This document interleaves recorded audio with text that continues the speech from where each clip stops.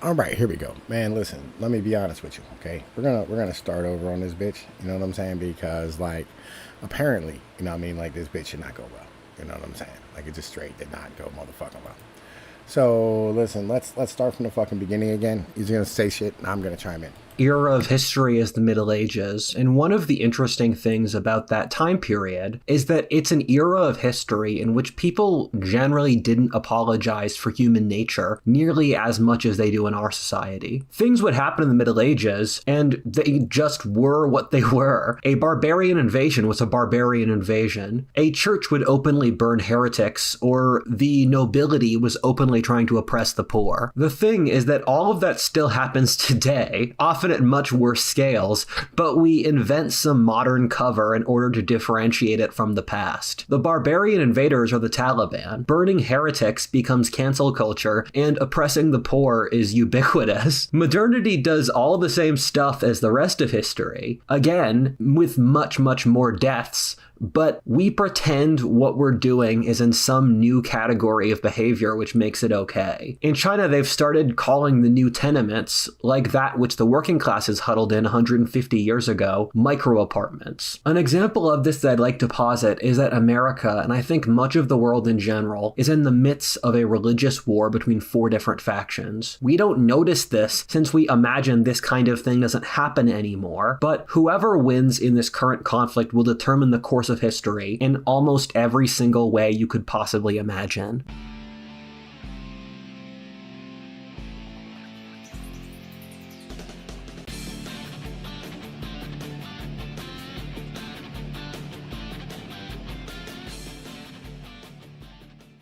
Well, these are the four religions that are fighting over the West. There are other religions and beliefs that permeate other civilizations, and one way to see that is through looking at their art. This can be hard since they operate with very different mediums from us, but with today's sponsor, Surfshark, you can access a variety of content from around the world. Surfshark is a VPN with over 3,000 servers. All right, so we're gonna let that shit run for a minute. You know what I mean? Like, listen, cause all right, so he has a lot of like basic axioms that I 100% disagree with, and I think I'm right, and I think he's wrong. So we're gonna try and get in. We're gonna let his ad run now, because like I think it's important that if you're stealing somebody's content and reacting to it, you should probably like let their ads run. In 100 countries, allowing you to really explore what goes on around the world, whether you're home wanting to access other content libraries or visiting somewhere and wanting to catch up with home. Surfshark has a lot more as well. They provide security to all your devices to keep your personal information safe from big corporations and cyber criminals. As a content creator, I know how important internet security is, which is why I use Surfshark to keep my data safe. They also have antivirus scans, encrypt your searches, and send alerts when they spot your data somewhere unsafe, providing as much security and opportunity as possible. So if you're looking to keep your data safe or at least explore the world online, Surfshark is right for you. And for my viewers, they're offering 4 months free for anyone who uses the code WHATDEAL. And even after you pay, they have a 30-day money-back guarantee. So click the link in the description, try Surfshark today, and explore what the world has to offer. What our current era of history reminds me of is that there was an era of history basically no one thinks about, which occurred after the fall of the Mesopotamian or Egyptian civilizations, and then before the rise of Islam. Ever since I was in middle school, I wondered what was going on in the Middle East under Persian, Greek, or Roman colonization. The short answer is that even though the region were colonies, you can see profound cultural and especially religious revolutions that were occurring under the surface.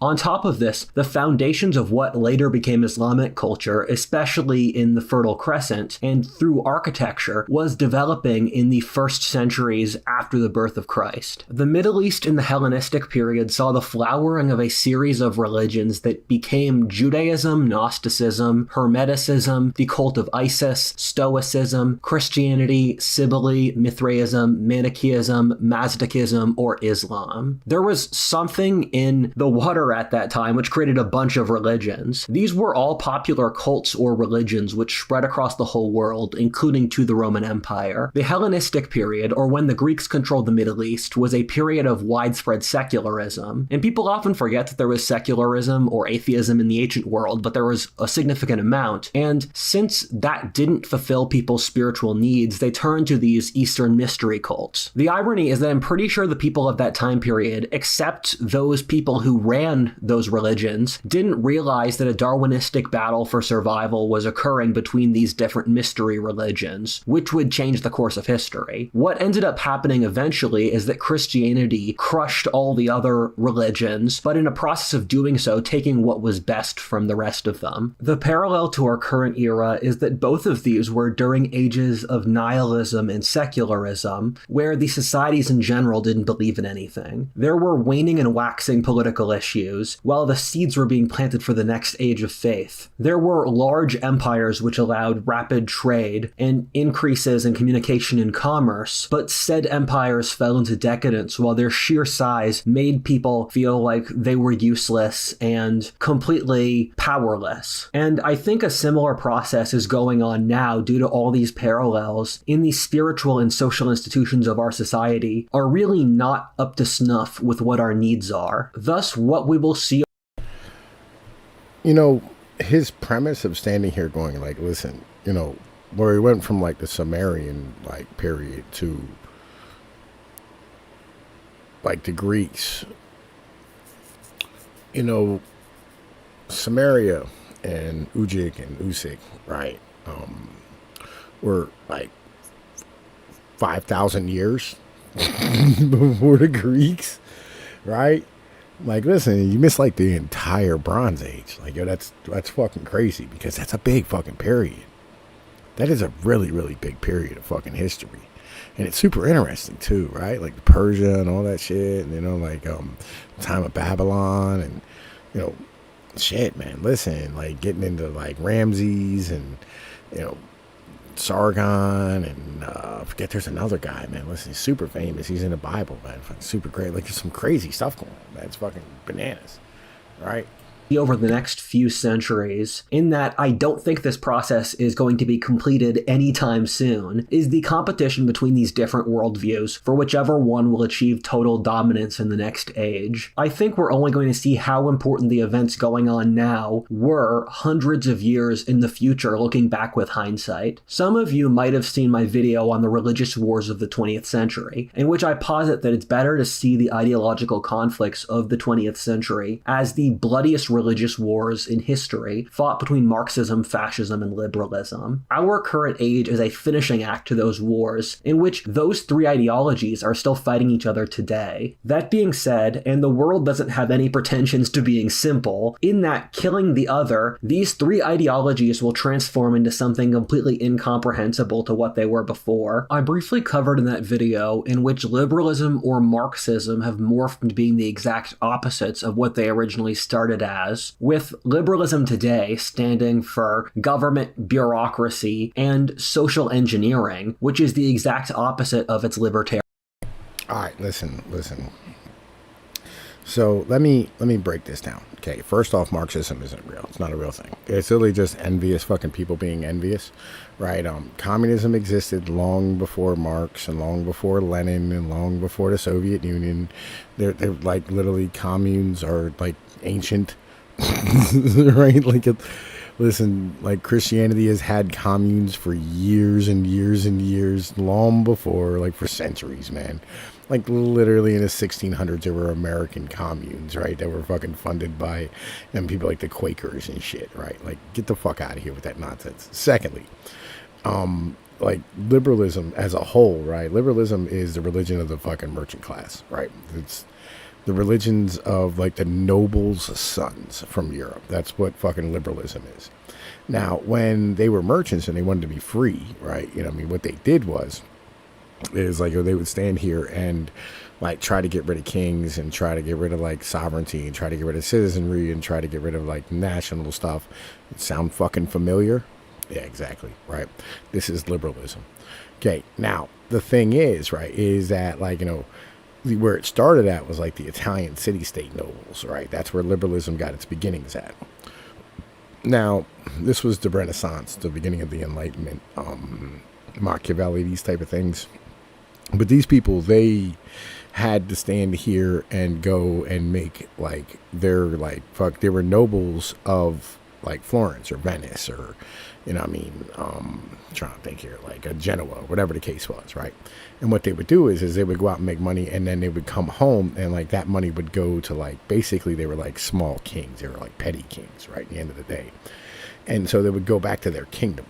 But this was like the beginnings of, you know what I mean, like the ideas of like fucking liberalism. And then it got turned into just straight merchants. It's like the sons and daughters of like fucking nobles in Britain and France and fucking Scotland, right? And then like liberalism got turned into like the American version, right, where it was like industrialists who like they were all land based because like, you know, you were an industrialist, like you had to like fucking stand here, you had a factory, you had, you know what I mean, employees, you had like land you had to take care of, all this type of stuff.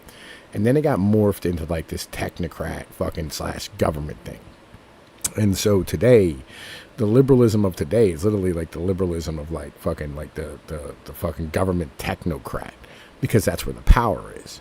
It's where modernism, postmodernism comes into. Like modernism is like you work really hard, you'll find achievement, right? That's liberalism, right? And today it's like, oh man, listen, the bombs can be dropped at any time, you know what I mean? Like fucking, so therefore, you know what I mean? Like the governments have all like the absolute power. Like that is power on an absolute level. So what do? You go into government, right? You control the government. You know what I mean? Like, yo, but you stand here and you don't have any real place that you live. You know what I mean? Again, so like, this is that liberalist shit, right? This is what all this shit is. Get nothing misunderstood about all this, right? This is what this fucking is. This is what this came from. This is where we are today. Things haven't changed. They really fucking haven't. It's just where the power centers are shift sometimes. But it's all the same fucking shit. Let's keep going. Aryan roots. Meanwhile, Marxism has become a corporate elite ideology supported by the wealthy in opposition to its revolutionary working class roots. Okay, no, that's not true. All right, so this again is dumb. This is just more liberalism. All right, so the basic premise is what you want as a whole is to be able to make your stock price go up. And you make your stock price go up, what you want is you want more people to be able to like work inside of your area, work inside of your company, your factory, your fucking corporation, whatever it is. And in doing so, what you have to do is you have to be open and welcoming to everybody. But at the same point, you want to be able to make sure that everybody works together. So therefore, you don't want any cultures, you don't want any like fucking like genders, you don't want any of these type of things that's going to cause friction.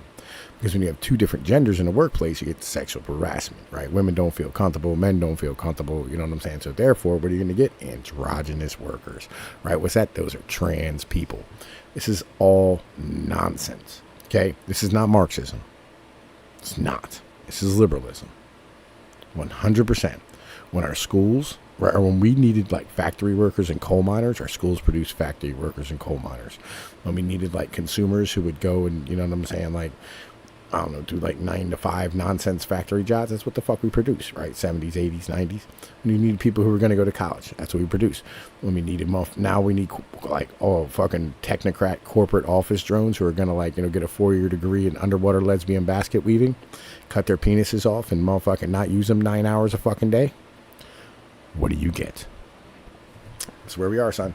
I am of the opinion that classical liberalism is basically dead. The only people who push for it are people who are actually Christians, where classical liberalism is just their economic and social system. The reason this process is occurring is the social foundations under which the 20th century were operating are completely alien to those of today. All three of those humanist ideologies operate under the principle that Nah, listen, bro. What you did was, and this is very important to understand, the baby boomers and like the people who, you know what I mean, like fucking came up before us, what they did was is they sold out their community. They moved to these fucking like cookie cutter suburbs, right? Or like some city, whatever the case is, you know what I'm saying? And they lost all of their culture, right? All those like local little things that we used to have that would, you know what I mean, like, you know, make you a fucking human being. All that ideology of like having a family, right? You know what I mean? Like a heritage and ancestry were a thing. Now we're all complete mutts, right? There is nobody is anything. You know what I mean? You ask somebody what they are in America, like, oh man, listen, I think I'm Scottish, German, Swedish, Native American, whatever. That's what motherfuckers will tell you, right? They're mutts. They have nothing to them. All they are is what they do, how much money they make, what fucking things they buy. That's what Americans are. This is liberalism, bro.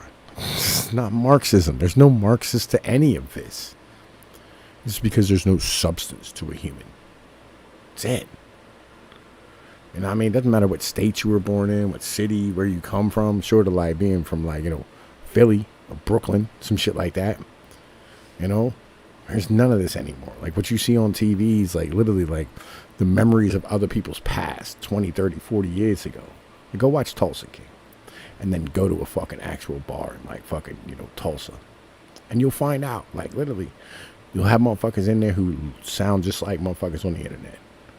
Because everybody lost all that shit, right? You ain't going to meet a guy in the bar going, look at me go, say, where you from, friend? I said, I'll give you 2 fucking choices. Or I'll give you fucking 1 guess. Or I'll give you 2 guesses. But you're only going to need 1. Right? He goes, New York. He said, ding. Right? You're not going to get that anymore. It's not going to be it's never going to be a thing. Not anymore. All those little idiosyncratic fucking little things that they used to have don't exist anymore. It's all fucking gone. You know what I mean? And this is like what you're missing. This is what you're like, oh man, fucking, fucking like it's unrecognizable. That's why. It's because like literally like fucking they've bred all the humanity out of you. This isn't Marxism, son. This is just you becoming a good corporate office drone, being part of the economy. You know what I mean? It's what the fuck this is.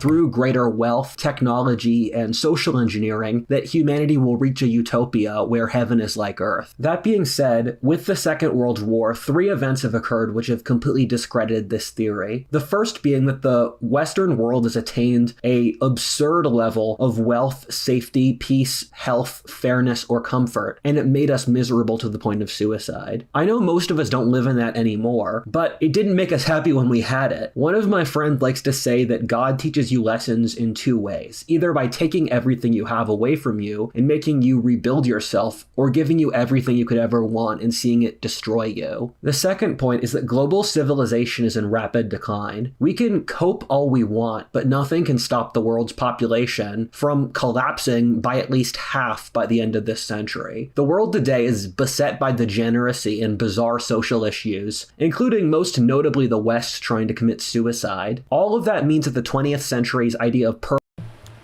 right, let me correct this as well. All right, this is like, you understand like what if Altus, if you watch this, you need to come on Discord and come talk to us. All right, because like we talk about this shit all the time. All right, like we've been getting to like the end result of what the fuck all this is. Nothing to do with any of this, right? So we're not committing suicide. Let me explain what's going on. We've urbanized. All right. We've urbanized, and the transactions between men and women are now non-existent. So human beings do things for, biological, like, social fucking reasons, right? That's why we do the things that we do. You don't do anything for like no reason. I know it, like, you want to stand here and believe that like there's this ideology that leads you, right? But that's nonsense. It's your culture. Okay, and it's your culture is built off of things that like actually exist, like for instance geography or needs, right? So your tastes are based on like what you eat on a regular basis, like how you get your calories, your proteins, the things that are around you. So you're gonna have taste for these type of things, and this is a long-term evolutionary process. This is where all that biological stuff comes from. Like for 5,000 years, like my family lived in the fucking Apennine Mountains in fucking Italy and shit, right? So like, I have tastes that are from those people. Okay. I have ways of living that are from those people. I have ways of culture that are of those people. You know what I'm saying? And so in having all these things, right, you end up, like building things, building human beings off of like things that actually make sense and are actually like physically relevant. Now the transactional relationship between men and women have been destroyed, right? It's why the birth rate's collapsing. Right, and that's mostly due to urbanization. Part of it's due to like, actually it's urbanization and technical shit, right? So like, number one, you took away like the need for having like actual long-term relationships. So you and your woman were together because of the fact that like you needed each other, right, in order to raise a child, right, or children, as it were.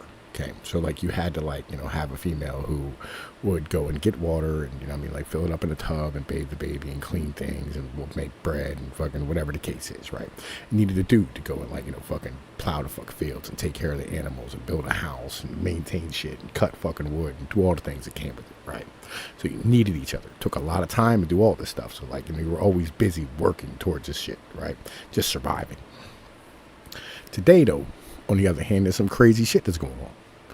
You live inside of like an urban apartment or a suburban home where you have indoor running water and refrigerators and washers and dryers and fucking central air and heating and like fucking you have like like an oven and a stove and you have a bathtub where like you turn a knob or push a button and like fucking water comes out.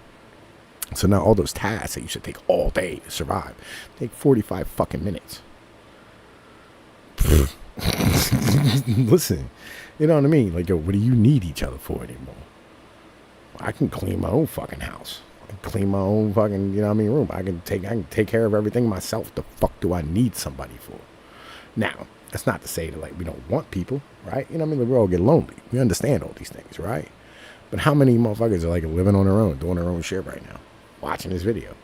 Right? Why do you do that? Because, like, listen, the headache of having to deal with another human being, who's going to be bored as shit because, like, they don't fucking have anything to do and they're fucking looking to you to get them, to, like, keep them entertained. It sucks. It's a miserable ass experience. Right? It's where we are.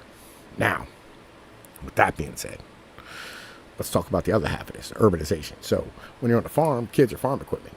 Right? They're helpful. The more kids you have, the better off you are. More help you have on the farm, right? More help you have, hunting, whatever the case is. More help you have building shit. These type of things. Move to a city, what are kids? Expensive furniture. You don't have less of them. You don't have any of them. Looking whatever, right? When that happens, all of a sudden now, like, the cost of things go up, right? Because of the fact you have to pay for more labor. So why do you want to import the world? The elites, again, liberalism, right, want to be able to motherfucking keep costs down so they can keep profits up. Because they're not tied to you. This isn't Marxism. They're not tied to a community. They're not tied to a fucking nation. They're not tied to a people. That's liberalism. That's what this is, bro. Like, bro, stop pretending. I know you want to believe that, like, listen, some Marxist shit. It's not. No one's committing suicide. They're literally trying to make profit. Like, they're trying to keep these governments being solvent. So the government proves that it promised you guys, oh, you could retire and have all this welfare forever. And then, like, fucking it just disappears. The fuck happens to them? What good are they? They gonna be able to stay in power? Come on now. Permanent growth and progress will end up just coming across as completely insane. Thirdly, over the course of the 21st century, there's been a significant amount of research into human nature, in many cases driven off advances in neurology or using the internet to mine data. The idea that human nature is perfectible, that under which modernity and the technological project is founded, is completely unbelievable now. Everyone in the sciences now agrees that human nature is fundamentally flawed and animalistic. Even all the socialists in the sciences at this point agree that half of human nature is genetic. This is in direct opposition even to what people believed 10 years ago, that all humans are equal blank slates who are motivated by social engineering. It reminds me of Bertrand Russell's History of Western Philosophy, in which he talks about how the rise of the great depersonal Hellenistic empires at the expense of the old city-states created mass alienation. With all the suffering and powerlessness, the world didn't seem like a rational place to analyze or explain. Instead, it was a hard place to accept and live through. A similar shift occurred across Eurasia before the Axial Age, when Lao Tzu, Confucius, Buddha, and Socrates lived at the same time around 500 BC. Even in just the last 10 years in my short life, people are losing the ability to think rationally. Whenever I listen to someone speak, I parcel it in my mind. Are they making an argument or are they virtue signaling to their faction? The ratio has massively gone to the latter, with very little original thinking happening today. As this happens, people will move from worldviews based off reason to those based on existing, from how to rationally explain the world to how to deal with it. To be clear, before we go into explaining these 4 different religions, that if you ask someone if they belong to one of these, they'll probably say no. That being said, in the Bible, they talk about how we all put up different idols in our soul of things that we venerate above all else. For some people, that's money. For others, God itself. For others, their families or fame. If you talk to people for long enough and do a little bit of probing, you'll find out what's sacred to them. That thing which they truly unironically believe in, which they believe pushes the world forward and gives their life meaning. That's their religion. You find with absolutely every person that there has to be something there in their soul, and that it unironically completely controls their life. Ironically, for one of these religions, their religion has devolved into the active battle for nothing, in which their belief in nothing is held far more fanatically than any of the other religions' belief in whatever they believe in. The human mind is funny like that. It needs to achieve certain aims, with faith being one of them, and so if you obstruct it from doing so, it will turn the rejection of faith into a form of faith. A large part of the population are fusions of multiple of these religions, in the manner that in China it's not uncommon for someone to be Taoist, Buddhist, and Confucian at the same time. As you guys listen to this video, keep that in mind, and I think this principle will be even more true for the audience of this channel. I'm not going to say which of these I belong to, but it is a fusion, and I'm curious to see for the audience what they guess I am. Finally, for each of these, I will be giving a rough estimate of how much of America's population they make up. To be clear, I am making these numbers up, since these are religious categories I've invented. That being said, I did put a decent amount of analysis into figuring this out, and I have a sneaking suspicion that if you develop the test to measure this, that the results would be generally accurate for 3 out of 4 of these religions, and I'd be really wrong on the 4th. That's what I generally found from my ability to guess statistical patterns like this. I will start explaining these now from how popular they are, or from smallest to largest. Number 1, Darwinists at 10% of the population. This is a philosophy which in my opinion should be vastly larger. That's since Darwinism at this point is an almost universally agreed upon principle that we use in science. I'm always shocked how little people use Darwinism as a lens of human analysis. That being said, there's an obvious reason why this is the case, in that Darwinism effectively became a heretical religion due to a certain Austrian painter, and for the last 80 years, anyone who propounded a worldview, even adjacent to it, was mass persecuted by the entire world. If you look back upon the time since Charles Darwin and see how little our worldview has incorporated Darwinism, it would come across as completely insane. Our entire society is a direct rejection of Darwinism. Even if you say something as completely innocuous or obvious, like that Europe conquered the world since some part of its society was superior to the rest of the planet, you could have your entire life ruined. Our current social sciences or theory of the world literally doesn't have any philosophic structure for superiority or competence. If you succeed, it's since you must be oppressive, not since you're better in any way. That being said, we all know that's ridiculous. We all know that some people are better at some things than others. And the thing is that I think this is all intentional, in that the left realized that Darwinism created an intractable ideological issue which would destroy their entire ideology. Thus, the left made Darwinism completely taboo to discuss on any single level, closing the academy to even the slightest hinting of it, since I think they realized on a subconscious level that they didn't have. All right, yo, listen, you know what I mean? I'm going to keep this 100% with y'all, okay? Like, listen, give my fucking mouse back. And listen, my fucking mouse keeps, like, disappearing off my screen. I don't know why. Right, but I wanted to show y'all some shit real quick. Yeah, why is it being this way? I can't find my mouse. Like, yo, it's aggravating me.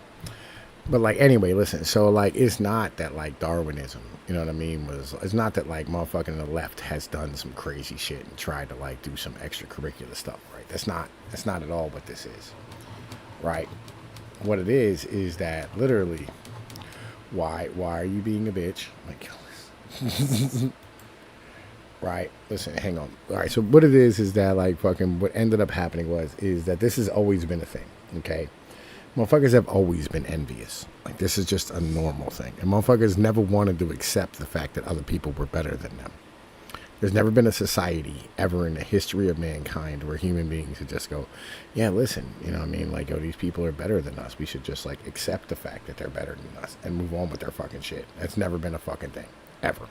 Have an answer to it. The Darwinists are the evil group our society has allied against, thus being the social outsiders. This is both the greatest... I got it back. I got my fucking thing back. Okay, so here, look. All right, this is from the Tocqueville from 1836, right? The weak have confidence in true justice and the reasons of the strong. So the states are growing less quickly than the others. The weak rarely have confidence in the justice and the reason of the strong. So the states that are growing less quickly than the others cast a look of distrust and envy on those that fortune favors. From this comes profound malaise and vague uneasiness. Bro, listen, hang on a minute. I gotta let me grab this. Go like this real quick. Down here. Okay, yep. That you notice in part of the Union in contrast with the well-being and confidence that ran in the other. I think that the hostile attitude taken to the South has no other causes. In America, there are no nobles nor men of letters, and the people distrust the rich. So the jurists form the superior political class and most intellectual proportion of society. Thus, they could only lose by innovating. This adds a conservative interest to the natural taste that they have for the order. It would seem as though the rulers of our time sought only to use men in order to make things great. I wish they would try a little more to make great men, and that they would set less value on the work and more upon the workman, that they would never forget that a nation cannot long remain strong when every man belonging to it is individually weak, and that no form or combination of social polity has yet been devised to make an energetic people out of a community of pusillanimous and enfeebled citizens. Right, that is a gangster-ass word, pusillanimous. I do not know if the people of the United States would vote for superior man if they ran for office, but there can be no doubt that such men do not run. This is from 1830. All right, legit. It is not an endlessly expanding list of rights. The right of education, the right of health care, the right to food and housing. That's not freedom. That's dependency. Those aren't rights. These are rations of slavery, hay and barn for human cattle. Society will develop a new kind of servitude, which covers the surface of society with a network of complicated rules, through which the most original minds and the most energetic characters cannot penetrate. It does not tyrannize, it compresses, it enervates, extinguishes, and stupefies the people, till each nation is reduced to nothing better than a flock of timid and industrious animals of which the government is the shepherd. Right, listen, 1830s, okay, 18 fucking 30s. Americans are so enamored of equality that they would rather be equal in slavery than unequal in freedom. The people will never penetrate the dark labyrinth of court spirit. It will always be difficult for them to discover the baseness hidden beneath the elegance of manners, the pursuit of taste, and the grace of language. But to rob the public treasury or to sell state favors for money, that in the first wretch understands can claim to be able to do in turn. What is feared, moreover, is not so much at the sight of immorality or the great, as that of the immorality leading to greatness. In democracy, simple citizens see a man who emerges from their ranks and who in few years achieves wealth and power. This spectacle excites their surprise and envy. They try to find out how the one who was their equal yesterday is today vested with the right to lead them. To attribute his elevation to his talents or to his virtues is uncomfortable, for it means admitting that they themselves are less virtuous and less skillful than he. So they place in the principal cause in some of his vices, and they often are right to do so. In this way, I do not know what odious mixtures of the ideas of baseness and power, of unworthiness and success, of utility and dishonor comes about. 1830s. The prestige of royal power has vanished without being replaced by the majesty of laws. Today the people scorn authority, but they fear it. Today, people scorn authority, but they fear it. Fear the extracts more from them than respect and love formerly yielded. I notice that we have destroyed the individual existences that could struggle separately against tyranny. But I do not see what we have collective strength to fulfill their function. But I see the government that alone inherits all the prerogatives wrenched from families, from corporations or from men. So that the sometimes oppresses but often conservative strength of small number of citizens, the weakness of all has succeeded.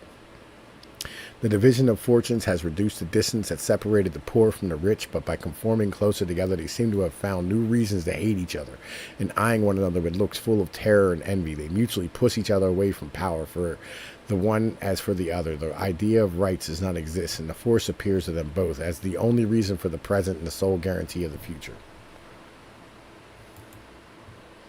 The fact must not be concealed that democratic institutions developed a sentiment of envy in the human heart to a very high degree, not so much because they offer each person the means to become equal to others, but because the means constantly fail those who use them. Democratic institutions awaken and flatter the passion for equality without ever being able to satisfy it entirely. Every day, at the moment when people believe they have grasped a complete equality escapes from their hands and flees, as Pascal says. In eternal flight, people become heated in search of this good, all the more precious since it's close enough to be known, but far enough away not to be savored.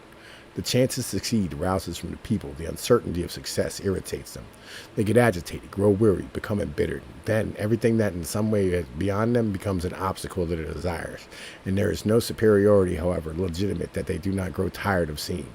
Many people imagine among us that the secret instinct that leads the lower classes to keep the upper classes away from the leadership of public affairs as much as they can is found only in France. That is an error. The instinct that I'm speaking about is not French. It is democratic. Political circumstances have been able to give it a particular character of bitterness, but they did not give birth to it. Motherfuckers need to understand. Legit. Right, that like all this shit that like we're fucking talking about, you know what I'm saying? Like all this Marxism, you know what I'm saying? Liberalism nonsense and fascism, all this shit are literally things that are like fucking ancient. You know what I'm saying? Like they're not, you know what I mean, like new fucking things, right? In the end of the day.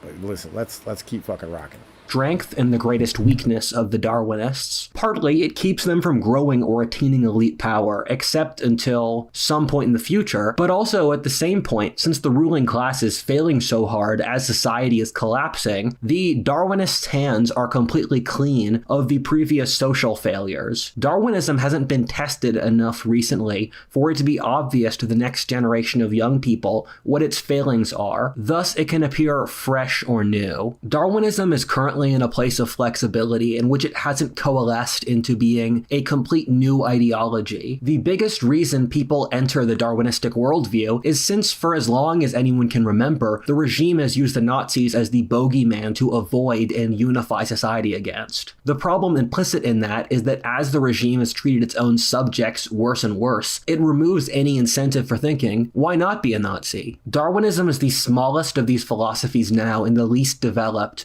but I expect it to make incredible surges in the near future, perhaps becoming the dominant philosophy. I say this partly for the reason I mentioned before, that as the regime grows weaker, the Darwinists stand to gain massively. Secondly, the advances in genetic science over the 21st century have proven things that the regime's right to rule is completely false. Anyone in the sciences today of any political stripe agrees that biological race is real, that genetics amount to at least half of personality, going down to things like political affiliation, how fast you drive, or what music you listen to. We've completely proven that social class, ethnicity, and sex have genetic components. Every year we find that genetics is more and more important. The regime is holding an ideological line which is just insane. Here are a bunch of books written by leftists or socialists that talk about all these points. Since the regime shuts down reasonable discussion of these topics, that means that when people take the red pill and start questioning the regime, the Darwinists take them in. The third reason is that with the new discoveries in genetic engineering, which have the potential to create godlike abilities, including changing the fabric of life itself, is that the temptation to use said technology will probably become overwhelming, and the only way that you could explain it in a comprehensible worldview is through the lens of Darwinism and improving genetics. Darwinism is based upon the idea that the world is a violent and brutal place of continuous warfare and competition, that our blood determines who we are, and that human nature is ingrained, not malleable. I think the most advanced Darwinistic thinker today is Kurt Doolittle, who has pushed the philosophic principles of Darwinism to their logical conclusion. Bronze Age Pervert is another advanced Darwinist thinker who has taken more so from the Nietzschean classical bent on this topic. The new right is currently stuck between Darwinists and Christians fighting each other, often covertly under the surface, and it's completely unclear Yeah, man. Let me say this too, right? I run into like a lot of guys online, right, who want to like do a cheat code on Darwinism with like fucking technology, right? Basically, what they want to do is they want to stand here and go like, oh, hey, look, man, we don't have to have like fucking all these like yo, we can just like genetically alter human beings to become like the best humans that we can be, and like fucking make everybody smarter, right? And I think it's fucking dumb. But personally, the reason I think it's dumb is because I am 6'1", I mean, I am good looking, I am strong, I am kind of intelligent. So I mean, like yo, I kind of don't want like fucking these weak built frail motherfuckers to like be able to like have the ability to just catch up to all the rest of us. You know what I'm saying? Like there has to be, what I mean, like that balance and shit. You know what I mean? When it comes down to it, like there needs to be that like balance of like whatever the fuck it is we need to do, like whatever it is that we have. You know what I mean? That's kind of where I get to. Which of them the movement will eventually go after. Something a lot of you might not realize is that the red pill is the biggest gateway to Darwinism. Entire generations of young men realized what they were told about women while they grew up was a complete lie, mostly from their own personal experiences. Then they started learning about female nature, which inevitably leads to studies in genetics or human nature in general. Of the four religions, Darwinism appeals to young men or the fighters of society the best. Without a religion balancing it out, Darwinism naturally worships vitality. Vitality is a sort of vague principle that glory or great action is the meaning of life. Nietzsche is the real prophet of the Darwinist worldview. The problem here is that most people's lives are fundamentally boring and non-glorious. Society is mostly NPCs who, if they don't get a place in that society, will defect from the system. Darwinism is a direct reaction to the life-hating, envious, and egalitarian nature of our society, which young men are understandably rebelling against. One of the biggest issues the Darwinists run into is the inability to develop mindfulness or the conflation of brutality and practicality. For an example of this from the Second World War, the Nazis and Japanese, whenever they faced a challenge, just doubled down on aggression, which makes sense from their worldview, which glorifies vitality. That being said, this was retarded since they ended up declaring war on a coalition of the most powerful countries in the world with 20 times their population at the exact same time. At the same time, a lot of Darwinism is just a rationalization for killing people. This ends up in weird places where lots of Darwinists will say, we need to kill those ethnic minorities or invade this country for our people to survive. The problem is that's not actually true, and being aggressive all the time is a terrible strategy. A nimble strategic thinker realizes that there are times for flattery, selling out, cowardice, cooperation alongside courage, aggression, or dominance. If you look at successful empires over history, they always find carrots and sticks to induce cooperation with the conquered. Great empires. All right, listen. So, okay. Whereas, like, I remotely agree about the mentality that, like, you should probably have, like, a balanced approach when dealing with other human beings. That's probably a good idea. Just as an in general thing, it's probably a good fucking idea. But on the same point, like, good defense is a great offense. You know what I'm saying? Like, sometimes, like, you have to, and this is why I always bitch about white folks, like, and like their way they deal with Jews. Right? They're like, listen, Jews are a problem. Blah, blah, blah. I'm like, why don't you just punch them in the fucking face sometimes? It's like, that's how us Italians handle them. Like, when they step out of fucking line, hit them in the mouth. Like, sometimes you have to hit some people in the fucking mouth and let them know. Like you ever see there's like those octopuses, right? You know what I'm talking about? Like, fucking, there's like octopuses that, you know what I mean, like, fucking do shit. Hang on, bro. Like, hang on, man. Do this. So I fucking grab my thumbnail from there. Hang on, let's check the octopus, right? Octopus punching fish. Right, hang on. Watch. The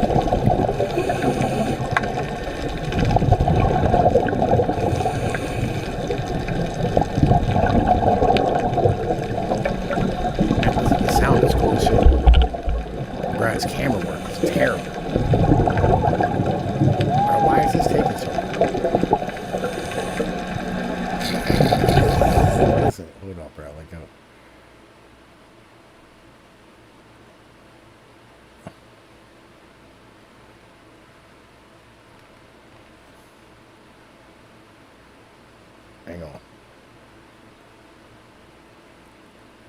Because, like, the octopus, what they do is they work with this fish, right?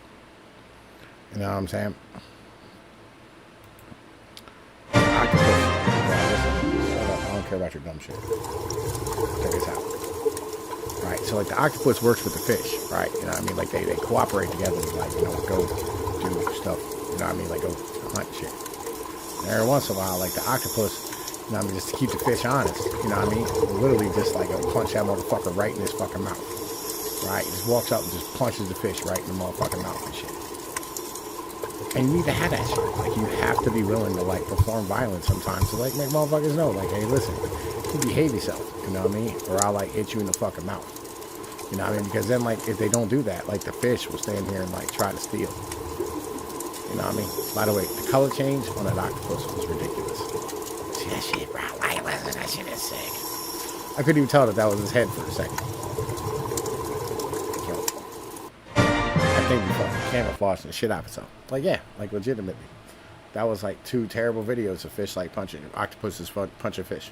Empires do as much of their governing through indirect diplomacy as through violence. Darwinists don't do this. If the Japanese or Germans found ways to cooperate with the conquered, which is not unimaginable since at the start of World War II, most of Eastern Europe preferred the Nazis to Stalin, or the Chinese have cooperated with foreign conquerors for thousands of years. This is also true on an international scale, where everyone else teamed up against fascism since it was so overtly aggressive that people realized they couldn't trust it. If the Darwinists lose this time, it will be for the very same reason. That being said, we live in what's probably the least wise age of history. People only see the outward trappings of ideas, not what they actually mean. This is how the left, a suicidal nihilistic death cult, was able to take over all of society, because we only saw their front of being kind and caring, not the reality.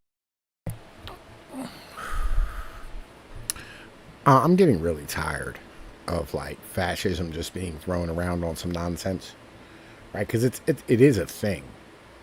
And the only people who actually had it were Italians and the Spanish and Franco, right? You know what I'm saying? Like, Spanish Franco. That was the only 3 people who had fucking fascism. Only 2 people had fascism. The other ones were Nazism and then Japanese imperialism, right? Or Pan-Asianism that the Japanese are trying to promote. Right, it's like Pan-Africanism. That's not fascism. The Nazis were not fascists. They were Nazis. They were National Socialists, right? You know, they wanted to promote the German people. You know, I mean, listen, they were dumb. You know what I mean? They were German. But that's what the Germans do. Like, they're fucking Germans, right? But, like, I'm really tired of, like, people saying it's fascist. And then, like, you'll watch him here a little bit later. He's going to bring up Franco's, like, fucking Spain. Like, you listen to the positive note. Like, Franco was a fascist, like, quite literally. It was the fascist party. Like, that's what he literally called himself, a fascist. Like, man, listen, this is bananas. Of what they were even publicly literally saying. I've seen the Darwinists do a good job of putting up a new front of not being Nazis. As a figure on the right, I know a lot of these people, and normies don't believe me when I say that there are legit Nazis on the right, but there are. The irony is that this is 100% the left's fault for pushing people to this. I see a lot of people on the right who have a worldview which is literally 95% similar to Nazism, but since they gave it a look at all those federal agents, man. It's fucking crazy. There are so many federal agents. Why are you putting up all these pictures like that? You're doxing the FBI. New name, people don't notice. I think that this movement will see the rise of a new leader in the next few years. I don't think anyone understands how big a sentiment there is here, and it just needs said leader. I frankly don't think any of the figures so far have this capability, and that people like Nick Fuentes or Bronze Age Pervert have designed their brands to be memes, not serious people. That being said, it only takes one Hitler, but once he shows up, everything changes. It's not an uncommon sentiment on the right to believe that we should construct a racial caste system based off race and IQ. Even if it's not that big a platform, expect it to grow exponentially every single year. Before leftists get all self-righteous, keep in mind your people have unironically turned society into a racial caste system, and your moderates haven't called them out. The left has no clue at the demon they made, similarly to how the Nazis formed as a reaction to the insanity of Weimar leftists. The Darwinists will make tough and brave fighters too. The greatest issue the Darwinists You know what the weird thing is, yo? Like, real shit. Like, back in, like, the 2000s, when I was, like, first, you know what I mean, like, in the job market, all like that, you know what I mean? I think it's, like, '03, '04, whatever. And we were all applying for these jobs. Like, everybody understood that, like, yo, you know, fucking, like, what companies were doing. They 100% got it. It was really easy to understand. You know, like, fucking, they knew that, like, they were promoting, like, hiring black workers because, you know, like fucking, you know, like they were trying to meet these like fucking quota goals that the government set for tax breaks, right? But in the end of the day, all this shit was literally just trying to include more people into the workforce so they can keep the pay down. That's all this nonsense was. In the end, that's it, right? And that's all this has ever been. It's literally just them trying to keep the cost of motherfucking labor down.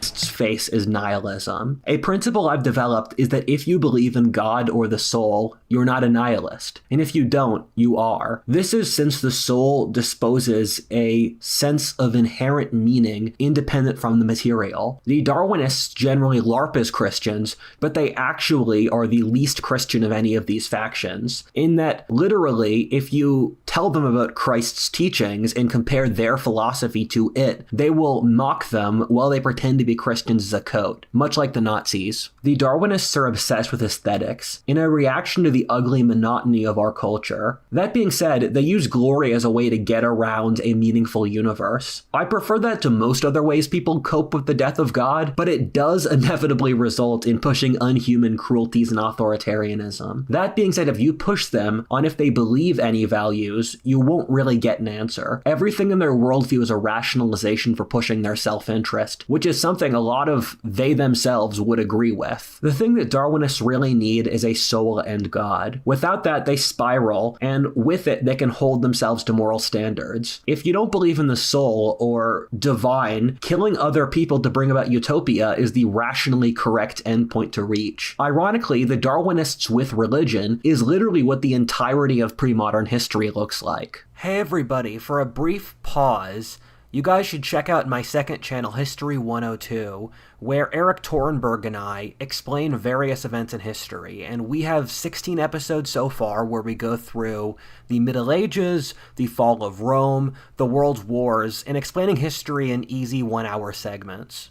Number 2, machine worship at 15% of the population. You know, in fantasy novels, there are small orders of mages or secret societies which have massive, outsized political or social power, but are numerically incredibly small. That's what tech is today. Tech today has an absurd amount of power over the world and society, while at the same time being centered around a handful of social groups driven off particular cultural norms or incentives which are completely alien to the general population. Techno-optimism used to be a widespread and normal sentiment among the population. Look back at the 1950s, where they had all of this science fiction about the incredible technological advances that would occur in the future and how it would make their lives so much easier. This sentiment is largely completely dead among the general public today. If you ask anyone about what technologies they expect, they'll immediately drop a list of dystopian Black Mirror stuff. When tech discovers something new, the populace assume it exists to exploit them. At the same time, that doesn't stop the populace from using whatever technologies Silicon Valley produces. Seeing how rapidly people have accepted AI and started integrating it into their daily lives really shocked.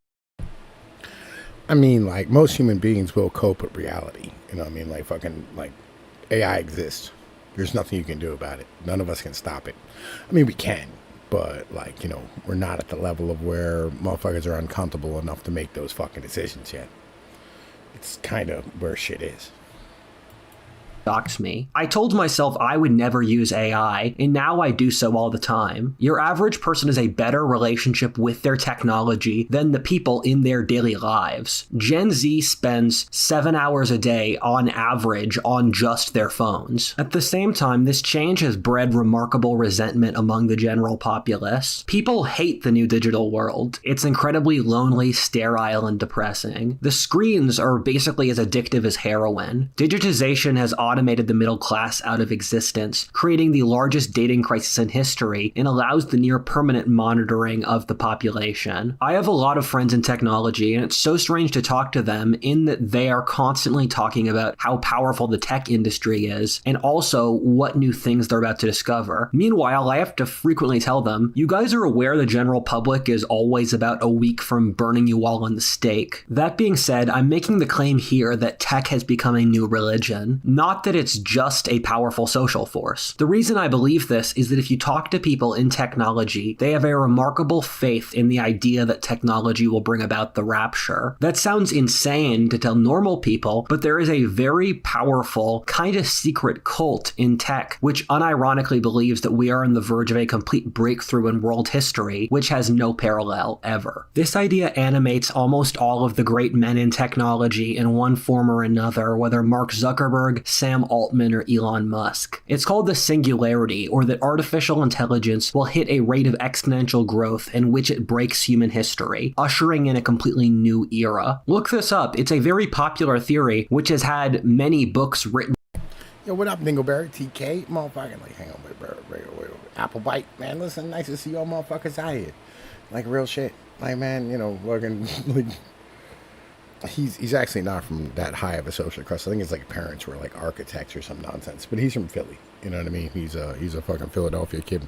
Don't sound like it. He was a Quaker and shit when he was younger. But yeah, like, this kid speaks, you know what I mean, like he knows everything, and he doesn't, you know, which is why, like, I react to his videos, and I hope at some point he'll reach out and be like, bro, listen, you had a good fucking point, you know what I mean? Yeah, Dingleberry, I feel where you are, same level. About it. Almost all important figures in this field have written about it, and there are loads of serious books which treat the singularity as a real coming event, which will certainly change the course of the future in ways that we can't understand. As a historian, I chuckle at this, since by studying history, I've come to realize that there are certain archetypes in human behavior which you see repeated again and again in different garbs. These are edged into the human condition, and certain eras of history rationalize them with whatever logic their society uses. One being the rapture, or a point where we will reach a spiritual breakthrough in which those who follow said religion are saved while the world completely changes. For the techies, their singularity is the rapture. These are people who treat religion as silly, but they've so easily slipped into their own version. A constant theme we'll find with all of these religions, except the final, is they lack a tremendous amount of self-awareness, and so end up acting out principles of human nature, which are far more primitive than the sheen they put on. Ironically, they have no idea they're doing it. Artificial intelligence may have tremendous effects upon the world. In fact, it almost certainly will, but to expect it to completely alter every element of humanity is just insane. Look at the most inventions in world history, whether the Industrial Revolution, nuclear bombs, agriculture, or metalworking. What happens in each case is that there are a couple major variables which change, but the messy nature of the world in human competition remains. What messianic ideologies say is that the era of suffering in human competition is just going to stop, but that's never going to happen. You also see this across technology, where it appears as if Mark Zuckerberg believes himself to be a god who is creating a new world through virtual reality. Yo, listen, let me say this, man. All right. He says it like the messy nature of human reality doesn't change. I think the world and human nature, but like human interactions have changed more in the past 100 years than they have in the past million, right? To keep this a buck with you, okay? The fundamental ways that we have changed as fucking human beings in the past 100 years are just insane. They are so far past where, like, we've ever been before in our thought patterns and way we live and how we think about things and the way we are. It's insane. You know what I mean? Like, just everything about our mental. If you think about it, right? Like, think about how 100 years ago, you know, like, you would be known by your family and your community and who you were and your ancestry. Right, and today you're known by your job and your car And that's it. Like the relationship between you and your significant other. Fundamental difference than what it used to be. Your relationships with your children and your government have fucking fundamentally fucking changed. The way you communicate, the way you act, how you fucking communicate, what you do during your days has changed more in the past 100 years than it has in ever. And I mean, like, human beings hadn't got messy. They are literally like fun. Things have gotten insane at this point. Elon is creating Neuralink to fight against the potential issues with AI destroying humanity. Alternately, you see it with some of the most insane people in crypto. Sam Altman wants to have machines replace humanity, and that's not an uncommon sentiment in a lot of these tech people of creating a more perfect creation than humanity through the machine who will move past us in evolution. Yuval Noah Harari has talked a lot about this. In each case, they believe their technologies are going to usher in a utopia right around the corner. The utopia thesis has been tested for a very long time over history, and every single time it fails. In fact, the utopians make things vastly worse in almost every case. The thing that scares you at the tech industry is it's filled with people who view context, barriers, human nature, and natural... Yo, Dingleberry. All right, so like before the telephone, before like the invention of telegraph, right, which was 1870s, I want to say, because they didn't have it during the Civil War, right? Still had like carriers carrying, packages and shit, right? Packets and letters, right? Before that, could you imagine a government being able to like control the landmass that we have? Like, think about like the Romans, right? Like, so if you were a Roman emperor, right, or like somebody who lived in Rome, and something happened in Gaul or in, Carthage, right? As it were, like Israel, whatever the case is, right? Palestine at that point, right? If you could think, if something happened there, how long would it be before you knew what the fuck actually happened in Rome? Like, you might have people on the ground there that would be able to make like some decisions, but like a large term, scale thing, like 6 months, a year. Now,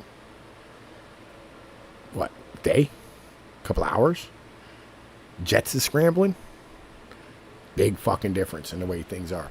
Like, the ability to have that much control, fundamental fucking change.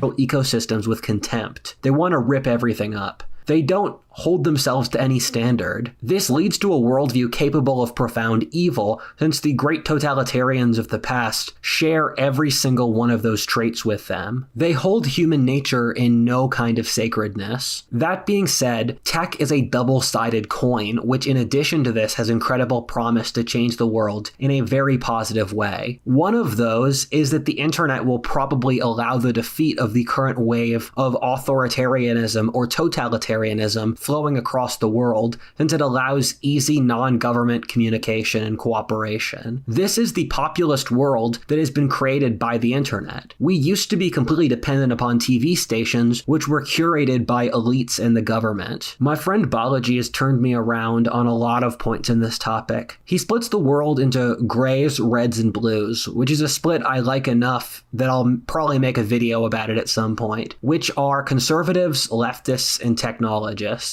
The advantage I see in tech is decentralization, and it has the smartest and most creative people of any of these religions by a significant margin. Tech is also the most innovative and creative in that it has the greatest ability to just invent something totally new, which changes the game. Tech has potential to pop up anywhere in the world, as we've seen in El Salvador. Due to how decentralized it is, it's not unimaginable to see random third world countries become new centers for tech if they try hard enough, or if they're pushed out of the first world. Tech is divided between decentralized and centralized tech. Decentralized tech is largely a tool of authoritarian governments and has lost a lot of creativity. China or even the World Economic Forum are great examples of that, in that the WEF is a fusion between machine worship and leftism. We're currently in a race between tech as a force for freedom or servitude. I really do worry about AI being a tool of state surveillance as a great example. The biggest weakness in tech is its complete disconnection from reality and human nature. When I talk to people in tech, it always shocks me to see how split off they are from the public sentiment, often to an incredibly embarrassing degree. Their arrogance makes them hated and increases the chances they just get slaughtered by the general populace. The reason capitalism was so rare in history, only really flowering in Western Europe, is that it's too easy for government to just ally with the mob to steal money from the capitalists. This has happened dozens of times in history. Also, the god that tech pushes is fundamentally false. Firstly, I very rarely see people in tech push for things that the general populace wants. Almost everything big tech creates is to push their power. Secondly, the tech ideas they have just won't make the world a utopia. It will probably make things a lot worse. The singularity will never happen, and if it does, it will probably be pushing some cynical agenda. Their idea is that you can just engineer your way out of human nature, which is wrong. Also, tech has become rapidly a lot less creative, where they put up this facade of creativity, and they're still probably the most creative of any of these religions, but their amount of creativity has collapsed precipitously in the last decade, as has their ability to think independently, where San Francisco is now one of the least free-thinking places in America. Tech will do its best if it stays.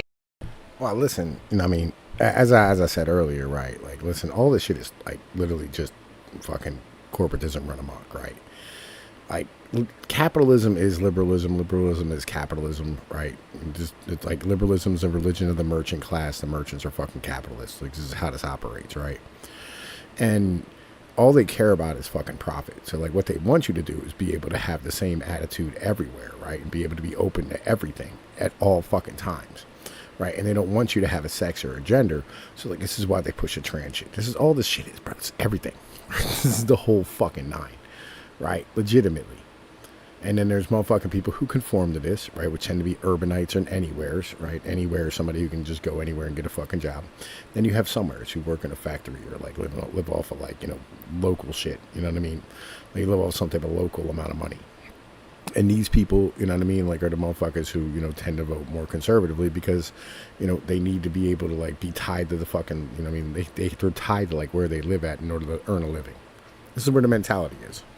In a small scale based off actually inventing stuff. The raw creative ability of this group is remarkable if tapped. That being said, they again need to have a soul or an idea that they serve some broader human agenda rather than rationalize an inchoate drive for power. Tech is one of the few places that actually makes new stuff in our society, which is largely boring and uncreative and sterile. If we lose tech, we're probably slated for another dark age. Number 3, Marxists at a quarter of the population. This story is so unbelievably bizarre that I think our descendants will struggle to believe that it was ever real. Communism was the ideology which killed the most people. Marxism isn't real. It's not even a hot take, bro. Marxism isn't real. It's not a real thing. Legitimately. All right? All these motherfuckers thinking that things are Marxist, right? It's complete and utter nonsense, right? It's literally not a fucking thing. There's no such thing as Marxism. It's not a fucking thing. Like, it's just... Human beings have had envy forever, okay? Legitimately, like, I fucking went through this already, but I'll go through some of this again with you, right? The weak rarely have confidence to the justice and reason of the strong. So the states are growing less quickly than others. Look at the distrust and envy of those of the fortune that fortune favors. From that comes a profound malaise and a vague uneasiness that you notice on one part of the union and contracts to the well-being and confidence that reign in the other. I think that hostile attitude has been taken by the South and other fucking causes, right? America, there are no noble men of letters, and the people distrust the rich. So the jurists form the superior political class and most intellectual position in society. Thus, they can only lose by innovating this as a conservative interest in the natural taste they have for order. Where's a Joan at? That's like really fucking good. I have a really good one somewhere. Hang on a minute. That's not it. Where's it at? That's not it. Where's it at? Where's the Joan? Yeah, Americans are so enamored of equality that they would rather be equal in slavery than unequal in freedom. This is Alexis de Tocqueville, 1836. Yeah, society will develop a new kind of servitude which covers the surface of society with a number of complicated rules through which the most original minds and most energetic characters cannot penetrate. It does not tyrannize, it compromises, enervates, and extinguishes and stupefies the people. Each nation is reduced to nothing better than a flock of timid and industrious animals in which the government is the shepherd. Right? It's not the... No, that's not it, bro. Hang on a minute. I don't know if the people of the United States would vote for Superior Man if they ran for office, but there can be no doubt that such men do not run. Right? Legitimately, bro. This is not Marxism, dog. This is just literally envy and like fucking liberalism. In the end of the day, bro. Like Marxism isn't real. It's just complete and utter nonsense. Like real shit. This is just like fucking corporate collectivism. There's nothing else. It's fucking basic. People in human history. By a truly vast margin, it was tried in every single continent, climate, and civilization. It killed more people than every other religion and ideology in history combined. Then after that, they changed their name and were able to quietly take over the institutions of the entirety of Western civilization. The West didn't even really put up a fight, sacrificing its economy, culture, romance, religion, foreign policy, or literally anything else you could possibly imagine without even realizing it was happening. This degree of idiocy should not be physically possible. However, that didn't stop it from happening. I'll explain later why I think it occurred. That being said, we live in a society which is run by Marxists. Every single institution that exists has been co-opted by Marxists. This is the case for Hollywood, TV, the media, the government bureaucracy, corporations, the upper brass of the military, the police, schools, academia, philosophy, religion, and it's just liberalism. If all these things are inundated with this, it's not Marxism. It's just liberalism. That's all it is. All right? This is literally just the Enlightenment. This is the end result of the Enlightenment, son. This is not Marxism. Stop it. It's fucking dumb. and literally anything else. They have turned the entire hiring process into racial discrimination against the majority population. Every single facet of our social code has been melded under Marxist philosophic assumptions. You know a cultural form has been really important when its assumptions are so baked into a culture that people don't even think about them. For example, our idea of the underdog being good stems from Marxism. The idea that all people are equal. Diversity is again, literally this existed in the 1800s. This is old, all right? This is way before Marx. This is way before fucking Marx. Before Marx was even born, this was a fucking thing. There's a quote from de Tocqueville that I was trying to find. It was basically like, Americans have a really hard time with anybody being better than them, right? Like they don't accept that shit.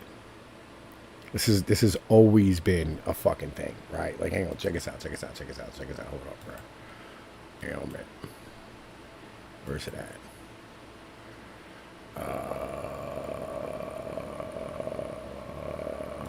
Hang on. Oh wait, yeah, this is it. The fact that, hang on, Brad. Let me get rid of this fucking thing.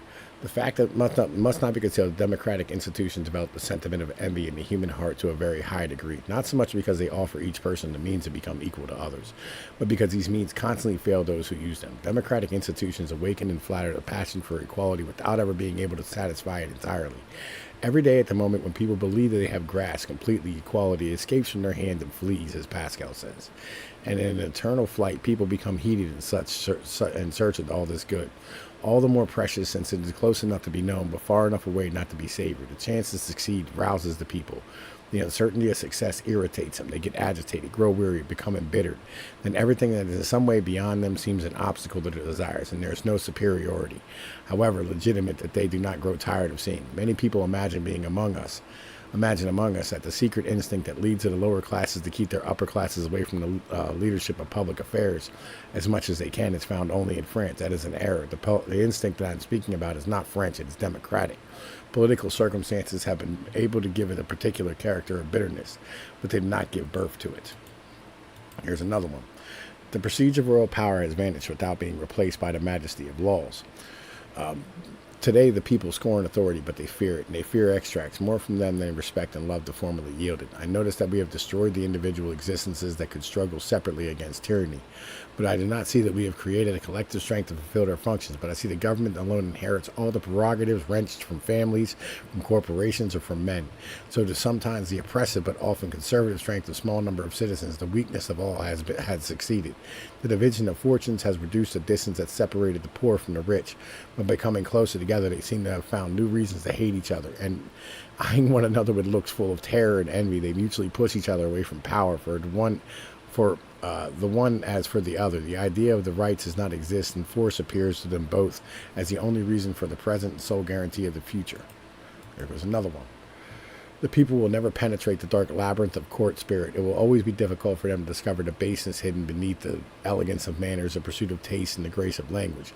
But to rob the public treasury, to sell state favors for money, for that the first wretch understands can claim to be able to do in turn. What is to be feared, moreover, is not so much the sight of the immorality, of the great, as at the immorality of leading to greatness. In democracy, simple citizens see a man who emerges from their ranks, who in a few years achieves wealth and power. This spectacle excites their surprise and envy. They try to find out how the one who was their equal yesterday is today vested with the right to lead them. To attribute his elevation to the talents or his virtues is uncountable, for it means admitting that they themselves are less virtuous and less skillful than he. So they place the principal cause in some of his vices, and often they are right to do so in this way. I do not know what odious mixture of the ideas of baseness and power and unworthiness and success, of utility and dishonor comes about. Again, this shit is way older than Marx.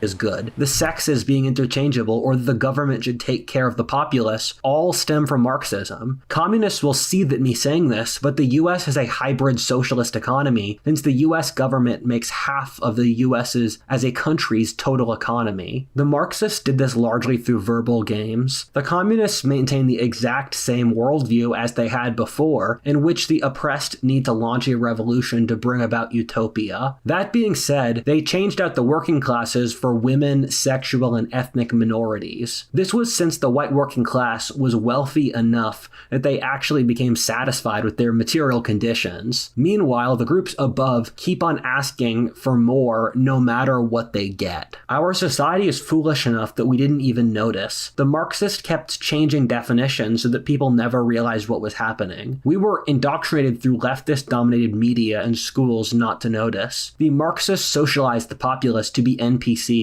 who wouldn't see what was occurring right before their own eyes. The left is completely evil. I used to feel bad saying that, but after watching the actions of the last few years, I've seen the left completely trash every single moral standard they could have held themselves to. They've become the party of the rich, the powerful, they shut down dissent, they're trying to commit social suicide. I have a game of trying to find a single moral degeneracy that the mainstream left hasn't defended. It's impossible. Mainstream leftist media have written positively of pedophilia, mass castration, a racial caste system, and have written against thinking for yourself or having children. The reason I think all of this happened, personally, is that we're living through Mouse Utopia. Mouse Utopia was an experiment in the 60s, which I made a video about, where they gave the mice perfect conditions to breed, and then after their numbers going up massively, the mouse social structure completely fell apart. Male mice became effeminate, female mice aggressive, the mice stopped having children, became autistic, mouse society completely collapsed as bands of thugs destroyed the mice who continued to breed. Even if you don't believe in that experiment, historically, periods of wealth or decadence allow societies to stop behaving in productive ways and instead be degenerate. What's happened here is the left won since they were able to create an easy rationalization for complete degeneracy and social collapse to be morally okay. Imagine what kind of ideology those mice would make up to justify Mouse Utopia. Wouldn't it end up looking a lot like wokeness? Wokeness is making a turn now from kinda positive ideology about empowering oppressed groups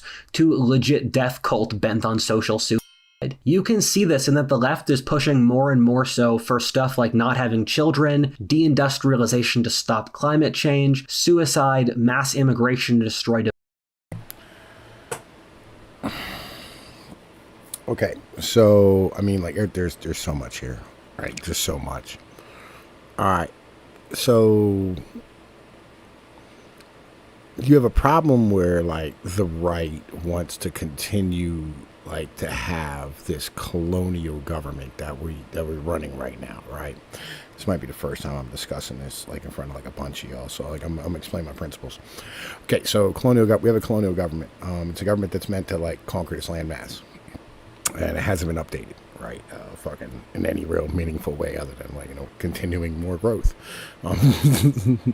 A good for instance, this is the water thing, right? Where like literally like they have all this fucking like water out west, you know what I mean, that we're running out of. Like then the farmers, instead of, you know what I mean, like paying the farmers properly and like having us pay like the proper price for like food, right? They're like, you know, cheaping out the farmers and not paying them. And so like nobody's actually making any money like growing food, right? You know what I mean? Like the average farmer making negative $900 a year.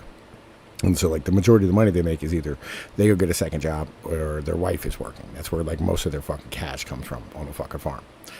And so in order to get the most yield out of the crops, what they're doing is they're pulling all the water out of the ground and putting it onto the goddamn fucking crops, right? So that they can stand there and have the most amount of yield possible. Now, this is not like a sustainable model because like, you know, water has to be replenished properly. You have drought years, all this type of stuff. And when you have a major drought year and like you end up draining off a whole lot of water, what ends up happening is the ground sinks.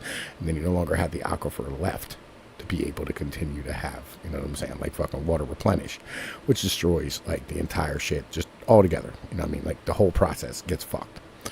Now, we don't have the ability in our current governmental structure to be able to have a system where we go, hey, look, not only is this for me, this is also for like my kids and my grandkids and my great grandkids, right? We don't have that in the structure of our fucking government, right?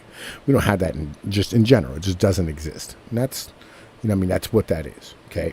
So the left understands this. You know what I'm saying? Like the left, they don't really understand it as well as I just put it, but they understand like the basic premise that this is not fucking sustainable. And so therefore, you know what I mean, what they do is like, you know, they have like all these things, right, that, you know what I mean, like, you know, make things a little bit more fucking sustainable. The right wing gets aggravated with this because they're like, oh my God, you know, like fucking it's tyranny or whatever it is, right? Fucking dumb. Just fucking dumb altogether, right? So all of this shit, right, legitimately is an argument between like people who don't understand shit and then people who don't understand shit but are doing kind of the right thing. You know what I'm saying? As far as like the not having kids thing, you know what I mean? Like it makes fucking sense. You know what I mean? Where you go like, hey, look, you know, like our lifestyles are, we're anywheres, we're urbanites. We don't need kids. We don't want kids. Probably shouldn't have kids because they're a luxury, because they fucking are to them. That's how that works. Right. And, you know, females, you know, I mean, in our modern society, like how we judge how a human being is by how productive they are. And females having less kids make them more productive. Basic ass premise. Drives the economy forward. Basic ass premise. GDP number go up. Basic ass premise. It's where the shit is. Right. This is not like some crazy ass fucking bananas thing. Right. So this is not just the left, right? This is a corporatist attitude too, right? So like the corporations, you know what I mean, love this shit because like, listen, women not having kids means that women don't miss fucking work for having kids, you know what I mean? And that means more people into the workforce, you know what I mean, short term. Because, you know, again, we don't have a government that can think long term. We don't have a government with long time preferences. Because this is a colonial fucking government. This is not a national government. We're not a fucking nation. We're a fucking state, right? Like, we have nations inside of this giant state that we have on this fucking continent. You know what I mean? But we don't have a fucking nation of people that actually gives a shit about its people. That's why it is like you have a whole bunch of kids get killed in fucking Texas by gun violence. You know what I'm saying? Some kids wandering on the school thing.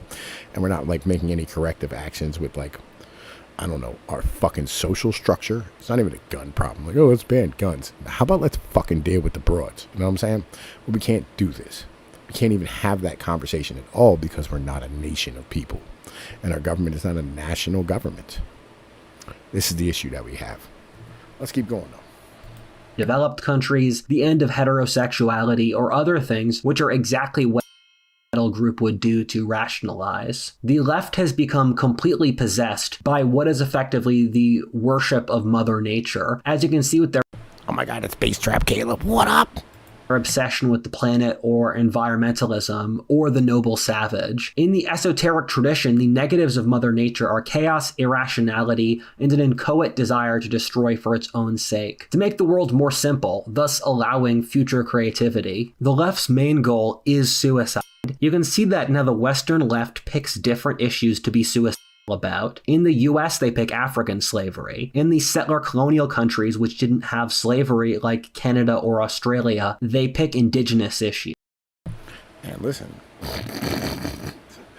The left isn't suicidal, man. It's not, right? It's doing what's best for, like, fucking anywheres. It's just you're not an anywhere, so you don't understand this shit. You know what I mean? At the end of the day. Like, this is, like, the basic premise of all these things. Like, they don't fucking get. They're doing what's best for them at that fucking second. Right? Like, to defund the police movement. It's a great idea. Right? It really is. Like, I'll be real. Like, I've been so many places where, like, they defunded the police and it just got better. It was a better place to fucking live. Why? Because communities now had to be together. You can't call the cops on your neighbor when you have, like, a fucking dumbass little dispute about, like, the music. Right, you have to talk with them. You know what I mean? You go outside, you drink beer outside. When you don't have, like, the cops bothering you all the fucking time, you can hang out in your neighborhood and be a part of it. That's where we are. Let's keep rocking. In the countries the Europeans are native to, they pick climate change or colonialism. In each case, they pick whatever rationalization works for suicide. This is the great weakness of the left, that they are completely insane and literally want to lose. The left is killing itself. The left doesn't do anything Silver Tongue Cavalier, thank you and welcome. Anymore. They don't develop new ideas, have kids, make culture or art, have new philosophies, make companies. The great worry is that the left brings down their entire civilization with them as they fall. The left's great strength is they have all of the organs of society and have a fanatical base of supporters who will die for them. This battle, in my opinion, will rupture into legitimate wars in the Western world over the next few years between the right and the left. Number 4, Christians at half of the population. Now for the religion which is by far the largest. Although it may not appear like this, Christians are still demographically dominant in America, forming between 2/3 and 3/4 of the population. I mean, like, Dingleberry, let's talk about that, right? I mean, because that is a fundamental fucking thing, right? Listen, hang on, let me see if I can motherfucking find this. Hang on, let me see if I can find this, because there's actually a really good chart for this, right? Okay, so let's do the no. Okay, here we go. All right, let me see if y'all can see this. Not really. Hang on a minute. Let me grab this. Save images. Save. Okay. So that's just the price of eggs and shit. Hang on a minute. There we go. That's what I want. All right. Save image as. Save. Okay. So.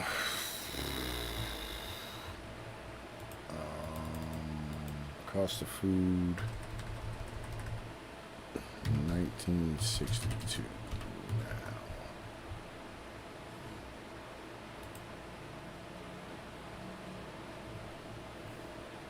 All right. So. It's eggs. I don't really care about eggs. You know, man, listen, I'm trying to find a fucking graph for y'all real quick. I mean, I can fucking do this, but we can save this. Save. Okay. All right. So, let's do this, right? We'll do this real quick. Right. Okay. Boom. Let me make this smaller for y'all so y'all can see it. All right. Here we go. Okay. So the total cost of food back in, you know what I mean, like 1960, it was actually higher. This was like 24%, right, of like your total income. This is a percentage of your income, right? It was like 24% of your income in like 1960, right? By the time we got to the 2000, the total cost of food was down to like fucking 6 or 10%, right? You know what I mean? And this is like a big fucking thing, right? In the end of the day, I don't know what the fuck my shit's doing. It's being retarded, right? But like this is, you know what I mean? Like this is what the fuck actually like happened, right? Is that, you know what I mean? We ended up spending way less on fucking food, you know what I mean, than we did like way back in the day. Now it's spiked up here recently, you know what I mean? But like it needs to go like way the fuck up. You know what I mean? Like, cause like, you know, we're down around like 6% at one point. You know what I mean? This is not like a proper fucking graph, right? We're down around like 6% at one point. And like now, like we're back up around like 8-9%, but it needs to be at like 23-24%. By the way, this is where like a lot of your like disposable income, you know what I mean, went to. Like fucking all that money you spend on like your cell phone and all that type of shit. It's money you used to spend on fucking food. And this is kind of where it's at. So we can still produce the same amount of food, but the thing is like, imagine if like Doritos then costed like $20 a bag, right? Motherfuckers would stop buying fucking Doritos, and that's actually what needs to fucking happen. You know what I'm saying? But like, yo, that's kind of where shit's at. You know what I mean? Let's keep rocking. Population. I put the real number at 50%, and I think lots of people who say they're Christian in their hearts really have another ideology which is actually more important for their thought process. Think of woke churches, for example, or people on the dissident right who are really Darwinists but mask it in Christianity. That being said, over 90% of Americans still believe in God, and similar to slightly lower numbers, pray or are spiritual. This is different from Europe, which is largely turned completely agnostic. Funnily enough, the average American agnostic is more religious in belief in God or prayer than the average European religious person. What this means is that there is a very significant amount of people who are adjacent to Christianity who could be scooped up by a new reformation if it were to occur. Christianity is in a strong, if very precarious position. It's by far the oldest and best tested of these religions, the only one that you can seriously call a religion. It's also the most balanced and intellectually developed. The other ideologies, largely since they lack belief in a soul, lack self-awareness, which creates huge intractable flaws which eat them alive. For Darwinism, it's their absurd aggression. For communism, it's that their worldview doesn't make sense and they're trying to kill themselves. And for machine worship, is that their technologies can't deliver what they promise. That being said, Christianity has propelled multiple civilizations for thousands of years sustainably. With all that being said, Well, first off, let me say, what up to Wolves Baseball? You know what I'm saying? Welcome, my brother, welcome. I'm saying nice to see you out here. By the way, Silver Tongue motherfucking joint, I done gave you a motherfucking wrench, you know what I mean? Figure you should appreciate it. And yeah, like they subsidize the shit out of like stuff that we probably shouldn't be fucking eating. But again, we had a problem back in like the 1960s and 70s where we had a massive fucking population spike, you know? So all those baby boomers came through, they had to do something, you know? It wasn't like some crazy like conspiratorial decision. It would just, you know what I mean, like a government going, man, listen, we're gonna have to feed these motherfuckers. And that's why like all of our programs are failing too, because again, like they set these programs up when we had this big ass population spike. We had tons of people being born, and it just isn't the fucking case anymore because of urbanization.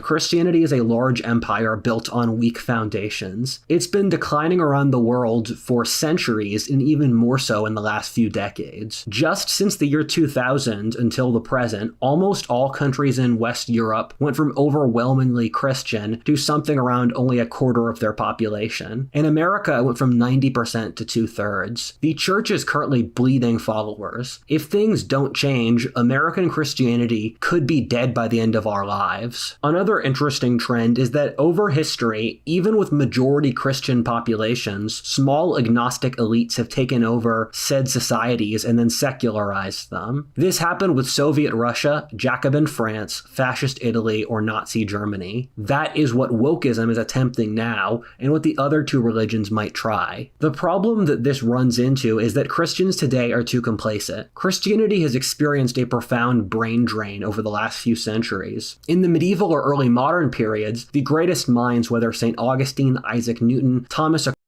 All right, so let me drop this on y'all, bro. Like real shit. So like for you Orthodox Christians out here, right? The problem isn't Christianity. The problem is a lack of culture, right? So like how it's supposed to work is that like your culture is solidified by your religion, right? And so like your religion, becomes like your center of your fucking town, the center of your people, like where like that's where like you meet up for your kids stuff, you know what I mean, and you fucking your local events, and you're like fucking your food banks and all these type of things, right? Like everything, right? Is that the church is the center of your town, and it celebrates like all of your celebrations, your local shit that you have. Your harvest festivals, your, like I don't know, your town fucking bicentennial shit or whatever. Like all these things that you have, your little holidays, everything, right? That's what your religion is supposed to do, right? It's supposed to solidify all that and become like part of that. The issue is if you give people a religion without those trappings, right, without the stuff or like the reasons to keep it around, without like the traditions and the fucking culture and the people and all that stuff, it doesn't work, right? Because basically you're putting lipstick on a fucking pig. It's still a pig, son. You know what I mean? This is the fucking problem. Like you're basically building a foundation on sand. Like I was talking to my man's 2-Bit Da Vinci, right? And wasn't 2-Bit Da Vinci? Might have been. I don't think it was 2-Bit Da Vinci. Something like that. I forget his fucking name, to be honest with you. Right, I was talking to my man's, right? And like what he was saying is that like, listen, I'm sitting here praying right now. I'm like, that's you. You cannot have your religion be an individual thing. It has to be a community thing. It has to be a social thing, right? Because like your religions hold your wives in check. The other wives in your religion hold your wife in check, and your wife holds the other wives in check, right? And like, it allows the whole community to thrive. Like it's a social fucking aspect. And if you don't have that, it doesn't matter.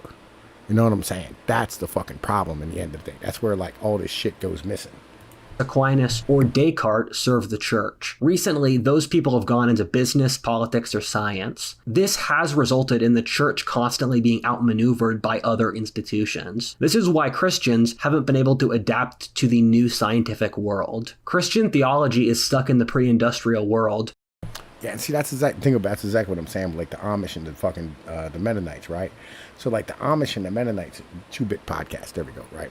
The Amish and the Mennonites don't go anywhere. Why? Because like, they're fucking dug in like ticks off the land, off their people. They're a fucking part of a community, right? It's bigger than them, right? It's not just them that are holding them there, right? It's not just that one dude. It's everybody is holding everybody to account for every fucking thing. It's a bigger thing than himself. You know what I'm saying? That's the thing. That's the big shit. You know what I mean?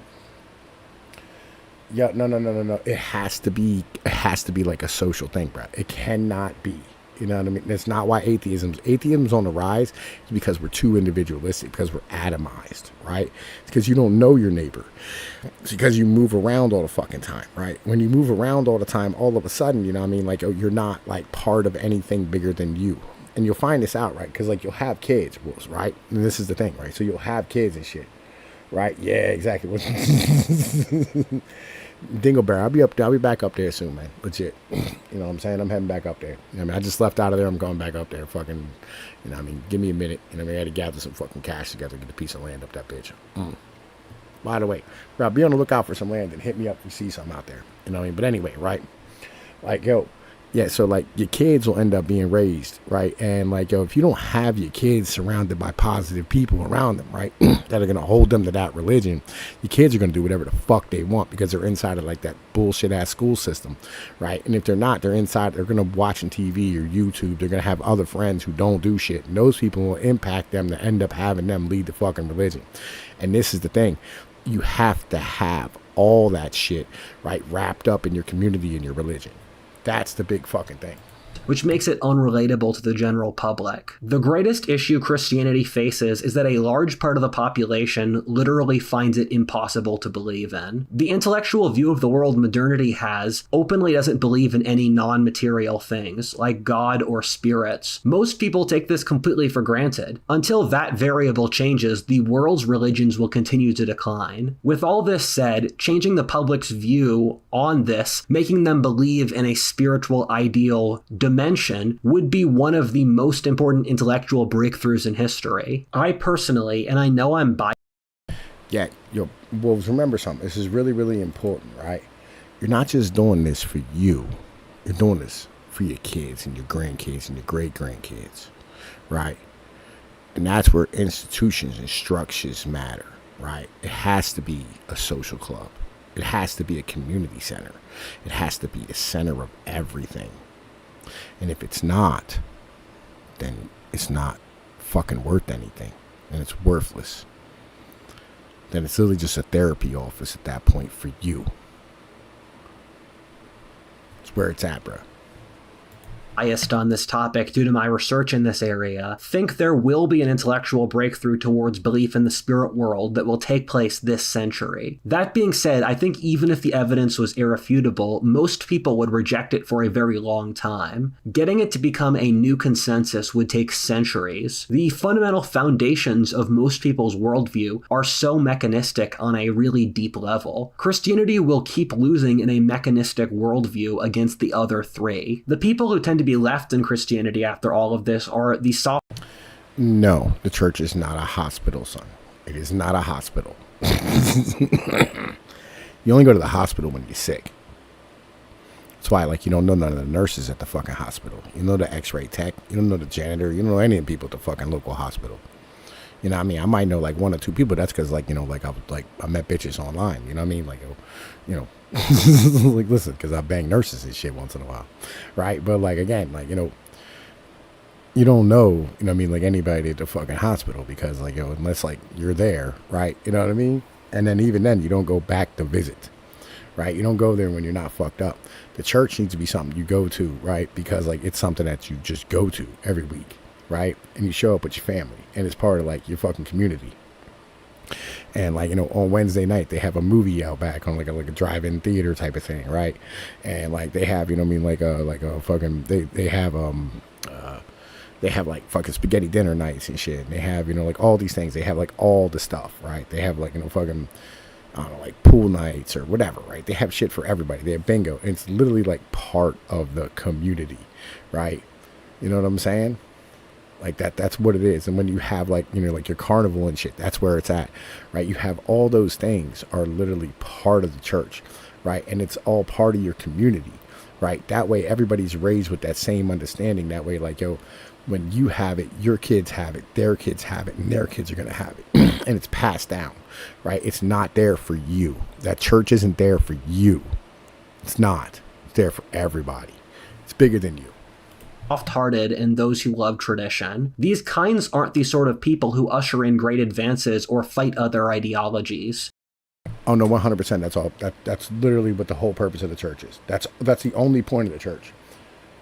No. Stop thinking about it as a you thing, bro.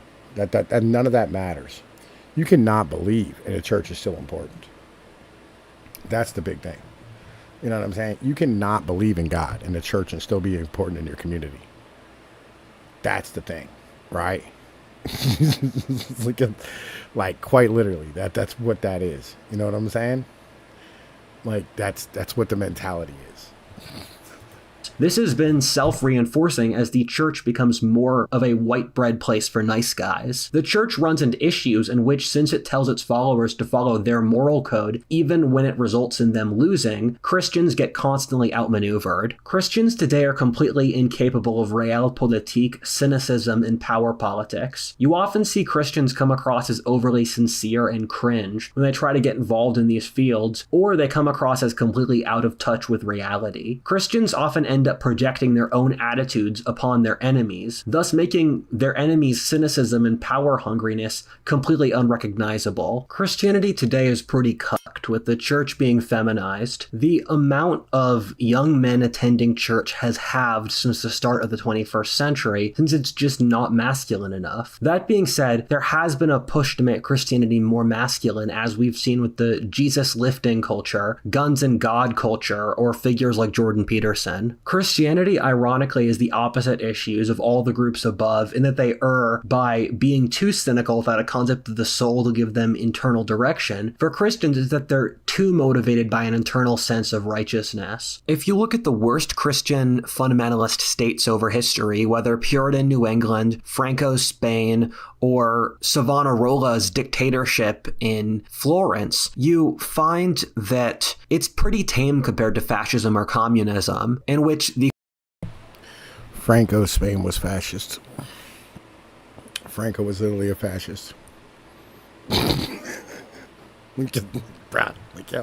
Christians maintained independence for the family, the society, very rarely had drafts, and there's not as much totalitarian interference in every single facet of life. Thus, in summary, if Christianity doesn't do anything, it will continue to decline into irrelevance. That being said, I think of all of these, Christianity has the highest potential for winning, largely since Christianity has proven itself to be incredibly strong, or, as people say, lindy over its history, preferably by having some kind of internal revolution to make it more adaptable to the modern world. Christianity has proven itself time and time again at being incredibly inventive and malleable. This would be the most in character for Christianity to do of any world religion. Another important detail is that with the population crash which is occurring, the religious are forming a vastly disproportionate amount of those who are procreating and continuing the next generation. For educated people, this is even more extreme, in which literally the only educated people who are having children are the religious. This means that our society will basically have to become religious over the next 50 years. The real question is, what religion will they end up following?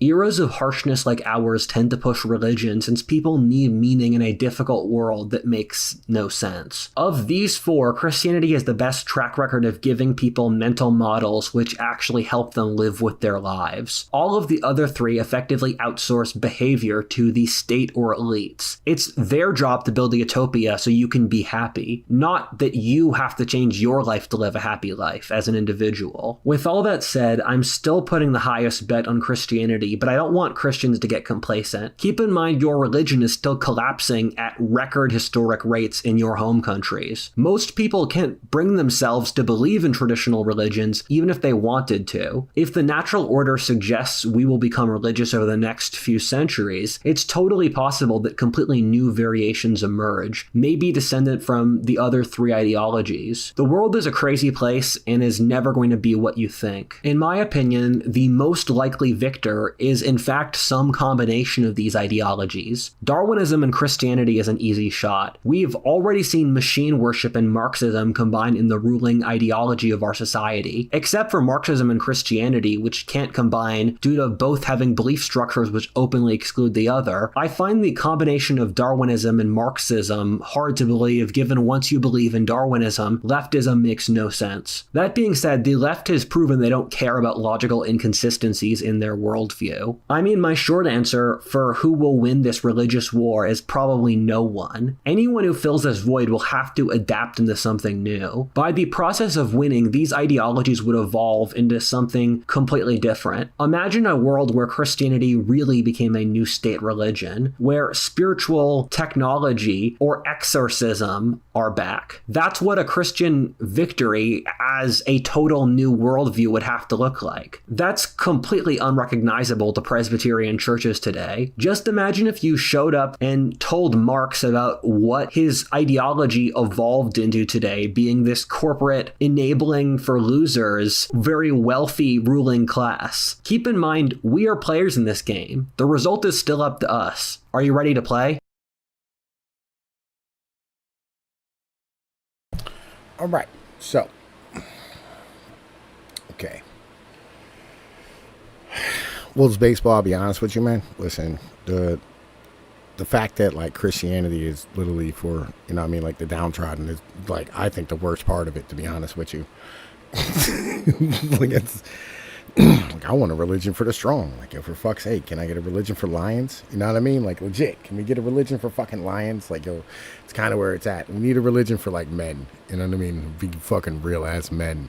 Not be like bitches. And not be always be told to be the fucking shepherd or be the sheep and turn the other fucking cheek and shit all the fucking time. It's annoying. Like, real shit. Sitting there, oh, render under Caesar's, what is Caesar's? Like, fuck out of here. Give a shit about your nonsense. Anyway, right, like, listen, fucking, I had some really bad pastors. Like, listen, I had a good priest when I was a kid, but the fucking terrible pastors. Like, fucking, I went to other people's churches. But yeah, listen, man, yo, look, Tom Pease with Pnoid News. Y'all know the deal, man. I hope y'all enjoyed this shit. You know what I mean? I'm gonna be up out of here. I'm gonna holla at y'all. Peace be like one.